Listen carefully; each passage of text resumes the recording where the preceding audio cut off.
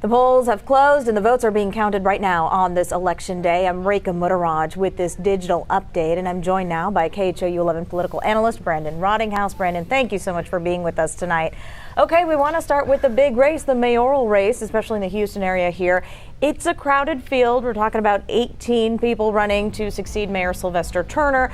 But of course, the front runners are Representative Sheila Jackson Lee and Texas Senator John Whitmire, the two political heavy hitters in this case. So Whitmire is pulling out in front right now, 44% of the vote. Sheila Jackson Lee at 36%. How many votes does Whitmire need to win this outright? Yeah, he's clawing over that 50% mark. He's got to get over 50% if he wants to win it without a runoff. It's not looking likely. That's a hard amount of votes to be able to overcome in the short period. And given the turnout's been pretty low, I don't think he's going to get there, but that's what he needs if he wants to make sure that he's mayor tonight and not in 5 more weeks. So the chances for a runoff are pretty high? They're pretty high. I think pretty much a certainty at this point, given the numbers. All right. This office is nonpartisan. Both Jackson Lee and Whitmire are Democrats. But who are Republican voters leaning toward? That's a great question. And I think part of the reason we're not seeing turnout that high is that you haven't seen a real kind of Republican enter the field and coalesce those Republican votes. The Republican votes that are out there are probably voting for John Whitmire in large part. They're also splitting votes between Gilbert Garcia there, who's in 4th place, 3rd place, and then also Jack Christie, who's in 4th place. They're not Republican in the traditional sense like people are used to, but they're certainly the most Republican in the race, and so they're likely getting the most Republican support. Okay. When we look at Houston's history and our history of mayors, we don't have one-term mayors, at least not in recent history. So whoever wins this race is going to be there for quite a while and really kind of shape the future of Houston. That's right. This is an important election. This is a city that's in transition. It's booming and it's at a kind of financial precipice. And so the person who gets to be mayor is going to have a lot of these issues to deal with. Speaking of finances, in Houston races, there are 4 people vying to be city controller, which is the city's chief financial officer. So we've got Chris Hollins, who served as Harris County clerk in 2020, known for putting in place those drive-through voting areas and the 24-hour polls. He was in the mayor's race briefly until Sheila Jackson Lee entered the race and he dropped out. Dave Martin, currently Houston's mayor pro tem, District E city council member as well.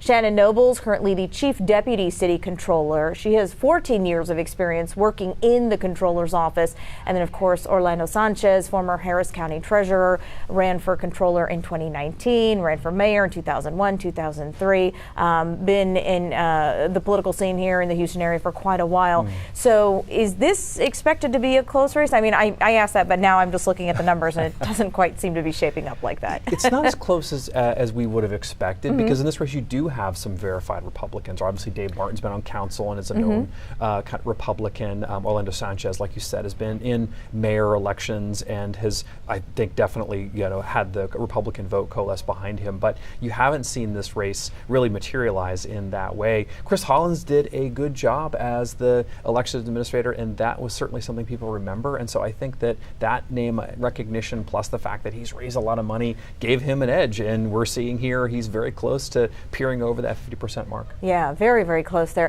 Current controller Chris Brown really sounded the alarm for the budget shortfall. So when we're talking about when those federal dollars from COVID-19 relief run out.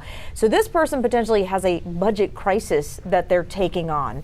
It's a big job for someone like Chris Hollins if he does come through tonight. It absolutely is. And not only is this person the kind of watchdog for city finances, they've got to develop a plan and work with council and the mayor for how to get out of this fiscal hole, because this isn't something you can fix with these kind of one-time things that they've been doing so far. They sell off land or they'll do some furloughs. This is something they're going to really have to buckle down and fix. And so the next controller is going to have to spend a lot of time making sure that this is something that they get the city in terms of the right footing.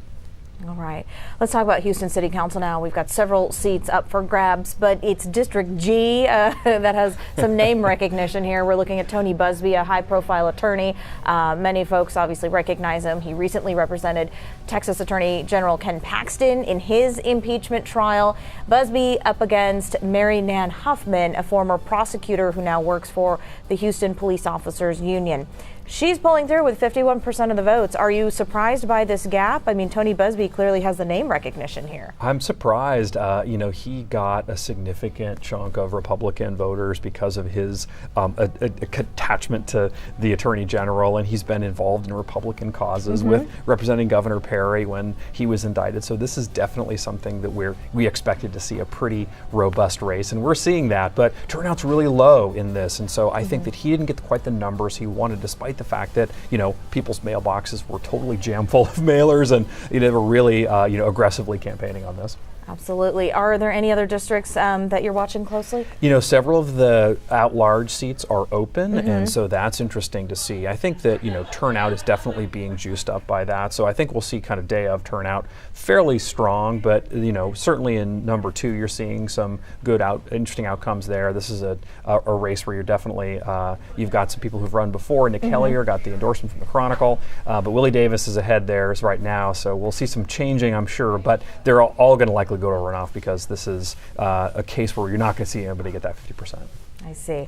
Okay, let's talk about how Texans are deciding the fate of 14 constitutional amendments approved for the ballot by state lawmakers. One of them is raising the homestead exemption for homeowners from $40,000 to $100,000. Now, Texas has some of the highest property taxes in the nation. Let's take a look at how Prop 4 is doing right now. So 84% of people are for it. Are you surprised by this? Yeah, surprisingly, people want to get a tax cut. Yeah. That's not at all surprising. In fact, if you look over sort of this in historical terms, you definitely see people voting for these in big numbers. So it's not at all surprising. Yeah. But this is actually kind of a two-parter, because another part of this is that it injects an election to people for people who are going to be on these boards who are doing appraisals. And part of this story is about the property tax rate, and part of it is about appraisals. And so this is definitely going to be a big change for Texas, because now you're going to re-engineer sort of how it is that people participate in or don't in the process of finding people to appraise these properties. Another interesting one, we're talking about Prop 12. It would get rid of the Office of County Treasurer in Galveston County. This was kind of surprising that people were saying, I didn't know we could actually vote for this, but 54% of people so far are for it. Again, Brandon, though, you said that this is not the first time we've seen this. This has happened in other counties. It has, yeah. Other counties have decided to eliminate this office, Collin County, Bexar County, to name a couple big counties. The state actually eliminated the state treasurer role in 1996. And so it's not something that is uncommon, but the fact that we have to vote on it is unusual, right? This only affects Galveston County, but because the county treasurer is in the Texas Constitution, if we make that change, we have to ask all the voters, and so that's why we're all being asked to vote on it. On this in Galveston County. All right, let's take a look at Prop 13 right now. It is the constitutional amendment to increase the mandatory age of requirement for state justices. So voters are basically deciding if state judges can retire at the age of 79 instead of the current mandatory age of 75.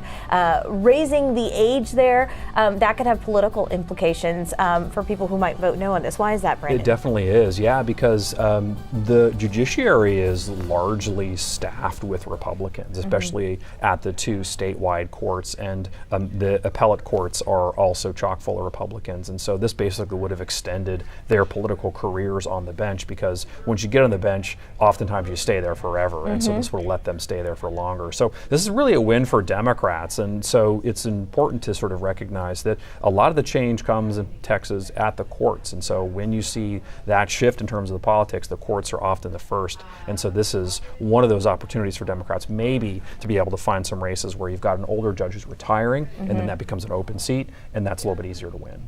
All right, looks like people are overwhelmingly against it.